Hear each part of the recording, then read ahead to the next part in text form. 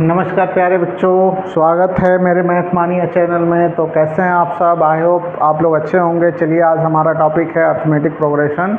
तो अगर आप मेरे चैनल पहली बार आए हैं तो लाइक और सब्सक्राइब करिए, बेल आइकन दबाना ना भूलें। तो आज का जो हमारा टॉपिक है वो है टॉपिक क्या कि पहला जो टर्म दिया हुआ है AP का √18 है, दूसरा टर्म है √50 और तीसरा √98। तो इसके बाद वाला कौन सा टर्म होगा? The next term of an AP is this. तो √ इसका ऑप्शन है √146, √128, √162, √200। तो अगर आप मेरे चैनल पहली बार आए हैं तो लाइक और सब्सक्राइब करिए, बेल आइकन ना दबाइए और शेयर भी करिए ताकि जिनको जो बच्चे हैं उनको फ़ायदा हो सके। चलिए जानते हैं कि ये कैसे सॉल्व होगा। स्टार्ट करते हैं। तो जो हमारा सोल्यूशन इसका है, चलिए लिखते हैं। ये पहला टर्म है √18, दूसरा क्या टर्म है √50 और तीसरा टर्म है 98। चौथा टर्म क्या होगा? फोर्थ टर्म पूछा है कि क्या नेक्स्ट टर्म क्या होगा।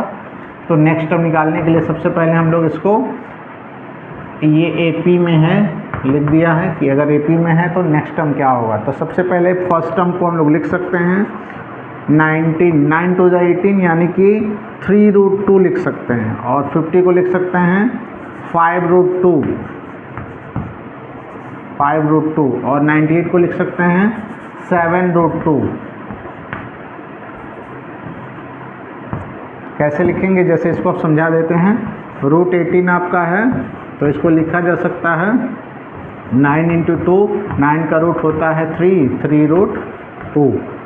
तो आप इसको भी कर सकते हैं 25, आप सॉल्व कर सकते हैं √15 को। ये हो जाएगा 25 × 2, तो ये हो जाएगा 5√2 और वैसे ये हो जाएगा 98 को लिख सकते हैं 49 × 2 यानी कि 7√2। तो हमको पता चल रहा है कि 2 का डिफरेंस है, तो इसके बाद क्या आएगा आप पता ही होगा। आप निकाल सकते हैं कि 3 आया, फिर 5 आया, 7 आया, तो इसके बाद 9 आएगा। तो आप डायरेक्ट लिख सकते हैं, बट इसको हम लोग सॉल्व करेंगे। तो आगे वाला टर्म क्या आएगा? 9 हमारे पास ऑप्शन आ जाएगा 81 × 2, तो ये हो जाएगा 162, ये होगा। बट अब इसको सॉल्व करेंगे। कैसे इसको सॉल्व करते हैं तो चलिए देखते हैं। तो इसको रफली तो निकाल सकते हैं, बट इसको सॉल्व कैसे करेंगे चलिए यही जानना है, हमारा मकसद है। तो चलिए जानते हैं। तो इसमें पहला टर्म है यानी कि हम लोग AP के रूल से सॉल्व करेंगे। तो हमारा कॉमन डिफरेंस क्या हो जाएगा? कॉमन डिफरेंस हो जाएगा T2 - T1 यानी सेकंड टर्म में से 5√2 में से 3√2 घटा देंगे,